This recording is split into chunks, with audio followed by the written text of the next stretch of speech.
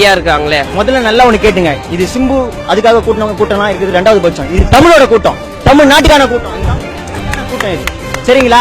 இங்க வந்தவங்க எல்லாம் சிம்புக்காகவோ அஜித்காகவோ விஜய்க்காகவோ அப்படிலாம் கிடையாது. இது தமிழ். ஜல்லிக்கட்டுனா என்ன சார்? ஆரியா கேக்குறாரு, வாட் இஸ் ஜல்லிக்கட்டு? நான் கேக்குறேன், what is acting? How dare you talk about this? உனக்கு என்ன தெரியும் தமிழை பத்தி? கேரளால வந்த நாய் நீ, உனக்கு என்ன தெரியும் தமிழை பத்தி? ஏன் தமிழ்நாட்டை என்ன பீட்டனா என்ன? ஃபர்ஸ்ட் பீட்டனா என்ன? எங்களுக்கு தெரிஞ்சதான் BATA பேட்டா போடுற செருப்பு தான் தெரியும் எங்களுக்கு. என்ன பீட்டனா என்ன சார்? இப்ப கொஞ்ச நேரத்துக்கு முன்னாடி ட்விட்டர்ல அனௌன்ஸ் பண்ணிருக்காரு சார், முன்னாள் பாஜக தலைவர். அவர் என்ன சொல்லிருக்காருன்னா, ஜல்லிக்கட்டு மீறி நடந்ததுன்னா இந்த மாதிரி ஆட்சி கலையணும். அப்ப நீங்க என்ன எதிர்பார்க்கறீங்க? ஒரு ஹிந்துவோ ஒரு முஸ்லீம் அடிச்சுக்கணுமா? ஒரு கிறிஸ்டினோ ஒரு முஸ்லீம் அடிச்சு? நான் முஸ்லீம் தான், நானும் தமிழ் தான். தமிழுக்காக வருவோம். சிம்பு நல்லா கேட்டுங்க, இது தமிழுக்காக கொந்தளிக்கிறேன். சிம்பு வெறிய நான் கண்டிக்கிறேன். இது சாதாரணம் இல்ல.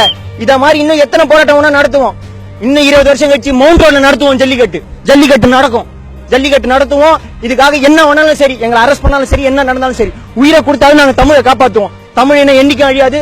தமிழ மாதிரி யாரும் வரவும் முடியாது. தமிழ மாதிரி யாராலையும் உருவாக்கவும் முடியாது. தமிழன் தான்.